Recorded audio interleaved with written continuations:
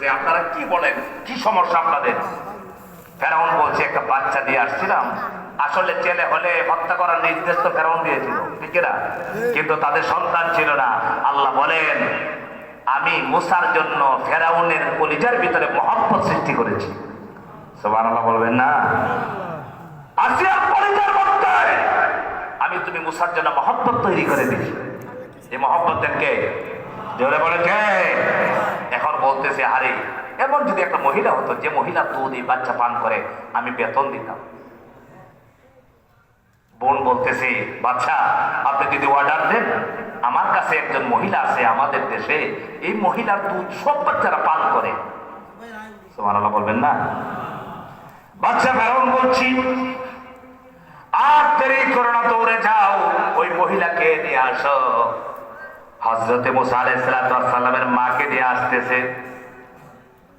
আমার ভাইরা, আল্লাহ রাব্বুল আলামিন হযরতে মুসা আলাইহিস সালামের মাকে আগেই বলেছিলেন, মুসার মা তুমি চিন্তা করো না, টেনশন করো না, ইন্না রাদ্দুহু ইলাইকি ওয়া জাইলুহু মিনাল মুরসালিন। হে মুসার মা, তোমার সন্তানকে সাগরের মধ্যে নিক্ষেপ করবা, আর আমি আল্লাহ পাক তোমার মুসাকে হেফাজত করে আবার তোমার কাছে ফিরিয়ে দিব।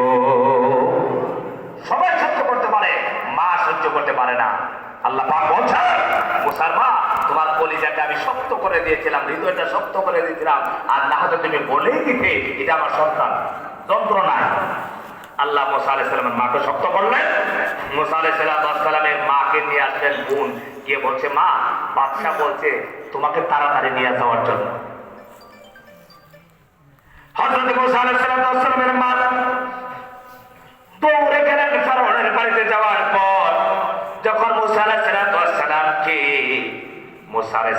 সালামের মায়ের কোলে দিলেন, দেওয়ার সঙ্গে সঙ্গে চপ চপ করে দুধ পান করা শুরু করে দিয়েছেন। আল্লাহু আকবার! আপনারা বলেন তো দেখি, মুসা আলাইহিস সালাম ফেরাউনের ঘরে গিয়া মাকে ভুলে গেছেন না স্মরণ আছে? কথা বলে না কেন? মাকে ভুলে যায় নাই।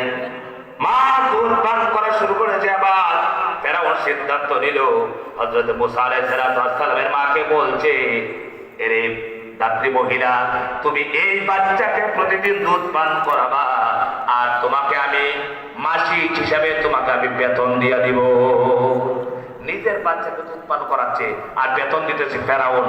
আল্লাহ যদি চান এটা কি সম্ভব কিনা বলেন? আমার ভাই আমি বোঝাতে চাই সেটাই। মুসা আলাইহিস সালাম ফেরাউনের ঘরে গেলেন শিশু বাচ্চা, কিন্তু মাকে বলে যায় নাই। মা যখন দুধ পান করাচ্ছে, দুধ খাওয়া শুরু হয়ে গেল। আমার ভাইরা, বাচ্চা প্রসব করলো, মা আর প্রসব বেদনা শুরু হয়ে গেল।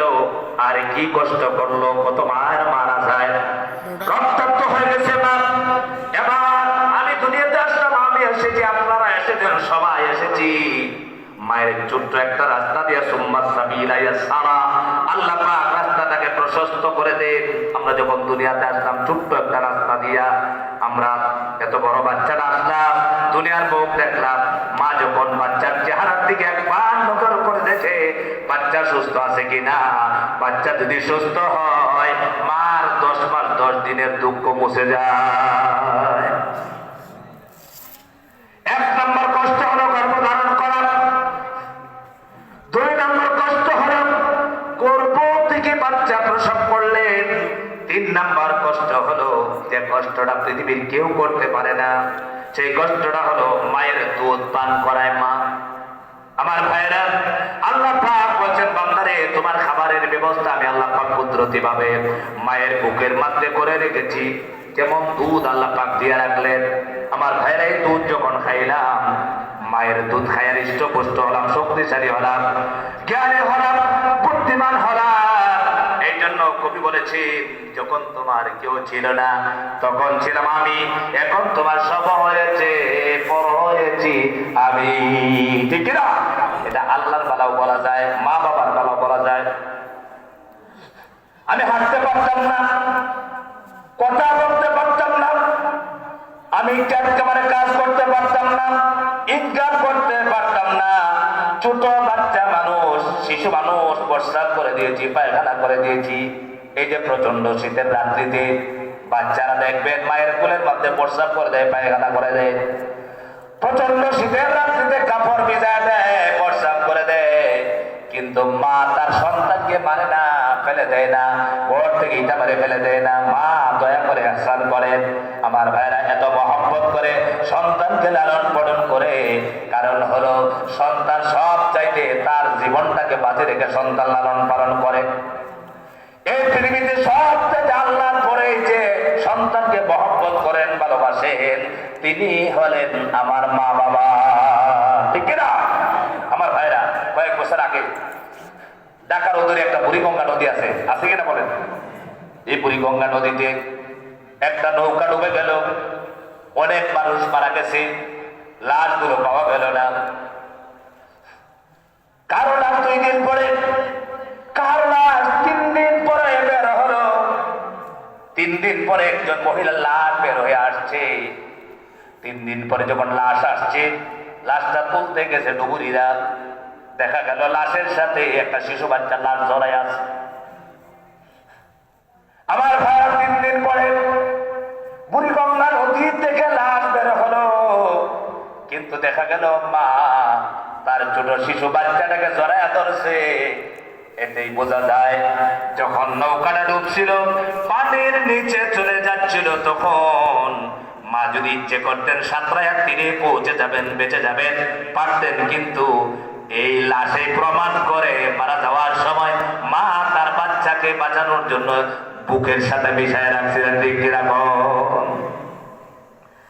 আল্লাহ তাআলা বলেন, তোমরা সেই মাকে কষ্ট দিও না, বাবাকে কষ্ট দিও না। রাসূলুল্লাহ সাল্লাল্লাহু আলাইহি ওয়াসাল্লামের কাছে, নবীজি সাল্লাল্লাহু আলাইহি ওয়াসাল্লামের কাছে একজন সাহাবী ইয়া বলেন, ইয়া রাসূলুল্লাহ সাল্লাল্লাহু আলাইহি ওয়াসাল্লাম, আমার মাকে খান্দে করে নিয়া হজের সব কাজ সম্পাদন করেছি, আরাফায় গেলাম, মুজদালিফায় গেলাম, মিনায় গেলাম, তাওয়াফ করলাম, সব কাজ করলাম, ইয়া রাসূলুল্লাহ সাল্লাল্লাহু আলাইহি ওয়াসাল্লাম, আপনি বলেন তো দেখি আমার মায়ের হক আদায় হয়েছে কিনা? আল্লাহর নবী বললেন, কিঞ্চিত পরিমাণ হক এখনো আদায় হয় নাই। আমার সম্মানিত ভাইরা, সেই জন্য মা বাবার খিদমতের কথা আল্লাহ রাব্বুল আলামিন বলছেন। এরপর আল্লাহ পাক বলেন, ইম্মা ইয়াবলুগান্না ইনদাকাল কিবারা আহাদুহুমা আও কিলাহুমা ফালা তাকুল লাহুমা উফফিন ওয়ালা তানহারহুমা ওয়া কুল লাহুমা কাওলান কারীমা। তোমাদের মা এবং বাবা দুজন অথবা 2 জন থেকে একজন যদি বেঁচে থাকে, তাহলে তাদের সাথে ভালো ব্যবহার করো, খেদমত করো, তাদেরকে ধমক দেওয়া কথা বলো না, কঠোর সুরে কথা বলো না, তাদের সাথে রূঢ়তা দেখাইও না, ধমক দিও না। আমাদের দেশে ধমক আছে না নাই? কয়েকদিন আগে দেখলাম, আরে বাবা বাবা, এটা তো মানে কোন জায়গায়, এইদিকে মনে হয়, বাবা তার সন্তানকে জমি দেয় না, টাকা দেয় না, এই জন্য বাবাকে হত্যা করছে। এটার জন্য একটা অভাব আছে আমাদের দেশে। কি অভাব জানেন? এটা বলবো, সেটা হলো আমাদের সন্তানদেরকে আমরা দ্বীনি শিক্ষায় শিক্ষিত বানাই না। কথা বলে না কেন? দ্বীনি শিক্ষায় শিক্ষিত বানাই না। মায়ের হক আর বাবার হক কি জিনিস সেটা আমরা বুঝাই না। আল্লাহ তাআলা বলছেন, তাদেরকে ধমক দিও না, তাদের সাথে সুন্দর সুন্দর কথা বলো, তাদের সাথে ভালো আচরণ করো। রাসূলুল্লাহ সাল্লাল্লাহু আলাইহি ওয়াসাল্লাম বলছেন, কোন সন্তানেরা যদি মা বাবার চেহারার দিকে একবার নেক নজরে তাকা, আল্লাহ পাক একটা কবুলি হজের সওয়াব আমলনামায় দিয়ে দেয়। আমার ভাই কেমন সওয়াব রাখছেন? মা তো আমার জন্য কাবা, বাবা তো আমার জন্য কাবা। আপনার যতবার মায়ের চেহারার দিকে তাকাবেন, এই যে প্রচন্ড শীত আসছে, অনেক সময় মুরব্বী বাবারা, আপনার বাবা মুরব্বী হয়ে গেছে, মা মুরব্বী হয়ে গেছে, আমাদের দেশে দেখবেন মা বাবারা বৃদ্ধ হইলে ওনাদের কাছে কোনো টাকা থাকে না। এটা ঠিক? কথা বলেন, টাকা থাকে না। এটা আমার চাচা, উনি যদি বলেন যে আমাকে সরকার 5,000 টাকা বেতন দিবে, আমি সরকারি চাকরি করবো, ওনাকে 5,000 দিয়ে নিবে? কথা বলেন, বলে উদাহরণ দেখাচ্ছি, ওনাকে দেবে না, কারণ ওনার এখন আর সময় নাই, সময় কিন্তু শেষ হয়ে গেছে, ইনকাম করতে পারবেন না। ওনার ইনকাম কি আছে? যদি গাড়ি করে রাখেন ভাড়া আসবে, ওই ইনকাম আছে, কিন্তু শারীরিক পরিশ্রম করে আর কেউ সম্ভব ডাক্তারি করতে পারবেন না, চাকরি করতে পারবেন না, ক্ষেত খামারে কাজ করতে পারবেন না, কোনো কিছু সম্ভব না, বেকার হয়ে গেছে, ঠিক কিনা বলেন? কিন্তু আল্লাহ কিন্তু মর্যাদা বাড়াই দিয়েছে। সুবহানাল্লাহ বলেন। কি মর্যাদা বাড়াইছে?